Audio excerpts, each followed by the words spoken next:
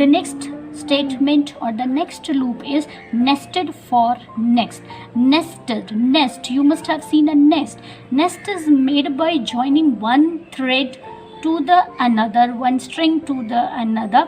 So nested means something which is in between the other. Here also nested for next loop means that when one for next loop is embedded into the another within the another for next loop, we call it as the nested for next. You can see here it is written nested for next means using a for loop within another for loop. That is, when we have more than one for loop in a program, we call it as the nested for loop or nested loop. So syntax for the nested one is, first we write the outermost for statement, we give the counter value as we are giving it for the next. We have to give it start and the end values along with the step value. Then after this we need to next we have to give the another for statement. In the another for statement, again we are going to follow the same procedure. We are going to write for, then we are going to write the counter values, what will be the starting value for the counter and what is going to be the end value for the counter along with the step value. This is nothing, it is just same as we are doing for the for next, but here we have used two for statements, therefore we are calling it as the nested for. And as we have to give the next statement for this for loop, we are giving this next statement to count the values, and for this for we are giving this next statement. Because there were two for loops, so two next statements are need to be given for. You can see the example over here. It is written for I equals to 1 to 5, for j equals to 1 to I. See, here we have made use of two for statement, therefore this is nested for next. For the very first for statement, we have taken a variable I and we are giving it the initial and the final value 1 and the 5. I will be taking the initial value beginning from 1 and will end to 5.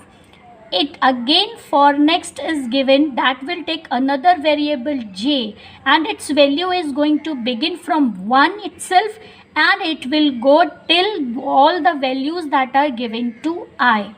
After that print j, that means whatever will be the statement for this, whatever will be the value for the j, that will be printed in the inverted commas.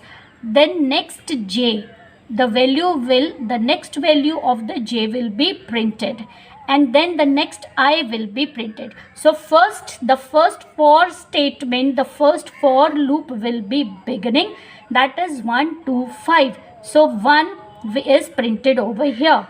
Then the system will move on to the next. It is written for j equals to 1 to I.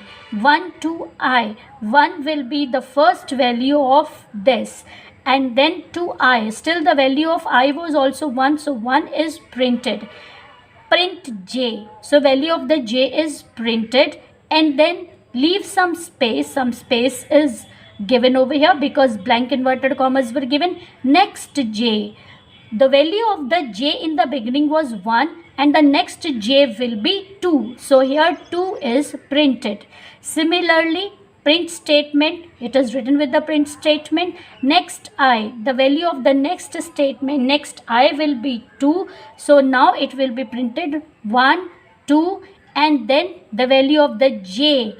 Print j and next j will become 3. So it is 1, 2, 3 and 1, 2, 3, 4, 5 so on. It will go on like.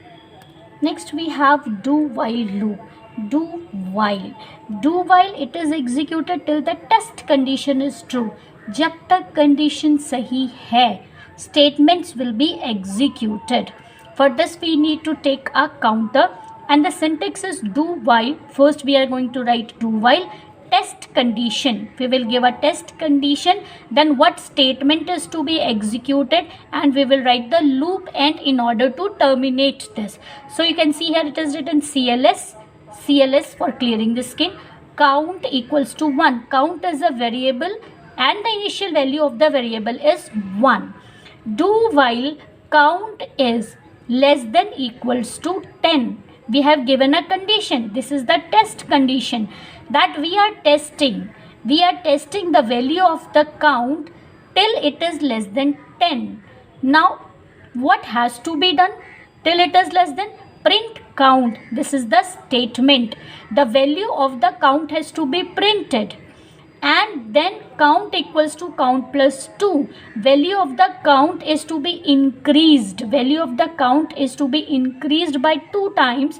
And then loop. Loop is to exit to come out of this loop. So you can see once again we are giving do while. Do while is written over here. Test condition. Test condition is count is less than equals to 10. Statement. Statement is print count. Then count equals to count plus 2, and the termination of the loop is written. Now what happens when this program is executed? Now when this program is executed, we are seeing that the initial value of the count is 1. It is written do while count is less than equals to 10. Condition is true. Counter's value is 1, that is less than 10. Neither it is equal to 10 and it is less than 10 also. So what is to be done? Print count. So therefore the value of count 1 is printed. What next is to be done? Count equals to count plus 2. Count plus 2, that is the value of the count was 1. This 1 plus 2 is 3. Loop. Go to the loop, come out of the statement, go to the loop. Here it is written while count equals to less than equals to 10. Now our value of the count was 1 plus 2, that is 3. 3 is less than 10. Therefore print count. The value of 3 is printed. Again count equals to count plus 2. Now at this time the value of count was 3. 3 plus 2 is 5. Loop. Execute the loop. Here the loop is saying do while count is less than equals to 10. So still our value of the counter is 5. 3 plus 2 is 5. Print count. So 5 is printed. So this way again 5 plus 2 7. 7 will be printed because it is less than 10. Then 7 plus 2 is 9. 9. Then after 9 also it will come down, print count, 9 is printed, it will come down, count equals to count plus 2, that is 9, 9 plus 2 is 11, loop. It will go here, it will reach do while count is less than equals to 10. Now here we saw the value of the counter become 11 and it is greater than 10. Our condition becomes false. Now the condition is not true, and we said that this do while loop will execute only and only till the condition is true. Now here the condition becomes false, therefore this loop, this program will stop execution. This program will not run any further and we will get only the output as 1, 3, 5, 7, 9 and so on. We will take example number 10 now. In the example number 10, you can see as usual CLS is given. Count equals to 5. Now there's the variable count and the value of the count is 5. Do while count is greater than equals to 1. Greater than equals to 1 is the condition that we are giving. Print count, and what has to be done? Count's value is to be printed. Count equals to count minus 1. Now this time the value will be decreased and the loop. So the first value of the count is 5.